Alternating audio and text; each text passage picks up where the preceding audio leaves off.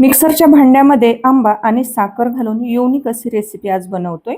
आजची ही रेसिपी इतकी सोपी आणि झटपट आणि चविष्ट आहे की एकदा बनवली की पुन्हा पुन्हा बनवावीशी वाटेल। मिक्सरच्या भांड्यात फक्त 2 पदार्थ घालून बनवा सर्वांना आवडणारा गोड पदार्थ। म्हणून व्हिडिओ शेवटपर्यंत नक्की बघा, कारण शेवटी मी काही खास टिप्स सांगणार आहे ज्यामुळे ही रेसिपी अजूनच टेस्टी होणार आहे। चला तर मग जास्त वेळ न घालवता लगेच रेसिपीला सुरुवात करूया। इथं बघा, आपल्याला या रेसिपीसाठी लागणार आहेत 3 केशर आंबे। इथं मी केशर आंबे घेतलेले आहेत, ते स्वच्छ धुवून घ्यायचे आहेत आणि त्याचा आपल्याला जो देठाचा भाग असतो तर तो कट करून घ्यायचा आहे आणि सुरीच्या सहाय्याने असं आपल्याला आता काय करायचं आहे, सर्वात अगोदर आपल्याला आंब्याचा गर काढून घ्यायचा आहे। आता गर काढण्याची ही एक साधी आणि सोपी पद्धत मी तुम्हाला सांगते।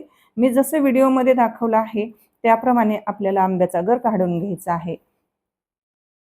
याने काय होतं, आंब्याचा गर हा पूर्ण निघल्या जातो। आता इथं आपल्याला आंब्याचा गर हा काय करायचा आहे, एक मिक्सरचं जार घ्यायचं आहे आणि त्याच्यामध्ये आपल्याला चमच्याच्या सहाय्याने या तीनही आंब्याचा आपल्याला गर काढून घ्यायचा आहे। अगदी साधी आणि सोपी आणि युनिक अशी ही आंब्याची रेसिपी मी तुम्हाला बनवून दाखवणार आहे। आता सध्या कसं आंब्याचा सीझन चालू आहे, आता आंब्याचा सीझन चालू आहे तोपर्यंत ही रेसिपी एकदा व्हायलाच पाहिजे। एवढी ही टेस्टी लागते आणि पौष्टिक आहे आणि भन्नाट अशी लागते। आता बघा, आंब्याचा गर आपल्याला मी जसा काढला आहे तसाच आपल्याला राहिलेल्या तीनही आंब्याचा गर काढून घ्यायचा आहे। आता इथं मी आंब्याचा गर पूर्ण तीनही आंब्याचा गर काढून घेतलेला आहे। असा चमच्याने काढायचा म्हणजे आंब्याचा गर हा अजिबात सालीला राहत नाही। आता इथं गर काढून झालेला आहे।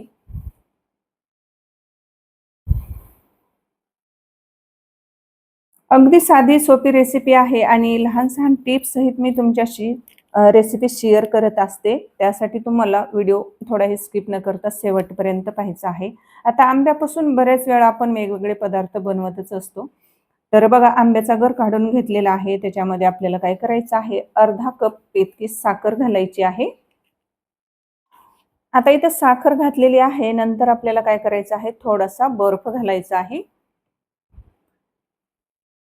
बर्फ घातलेला आहे आणि नंतर आपल्याला याच्यामध्ये घालायचं आहे 2 कप इतकं दूध घालायचं आहे।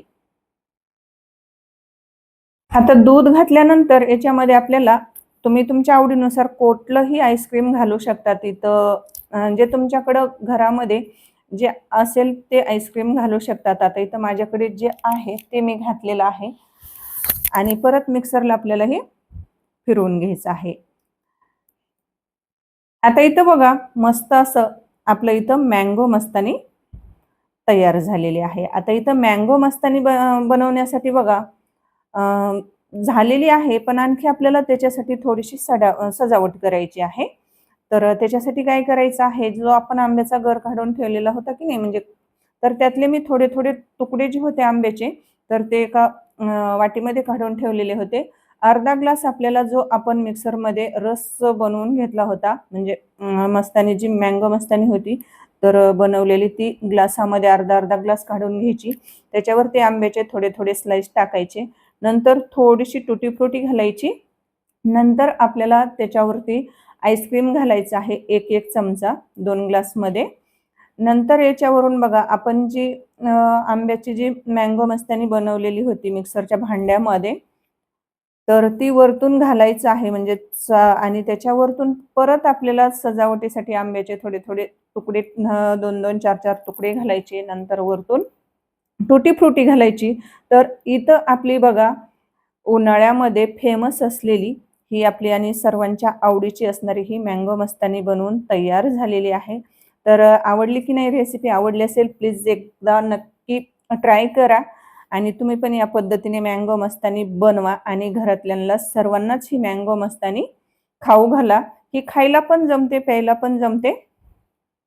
जर तुम्हाला आपल्याकडील मसाले ऑर्डर करायचे असतील तर डिस्क्रिप्शन बॉक्समध्ये दिलेल्या व्हॉट्सअप नंबरवर मेसेज करू शकतात आणि तिथून तुम्ही मसाले, लाल तिखट, वेगवेगळ्या चटण्या ऑर्डर करू शकतात।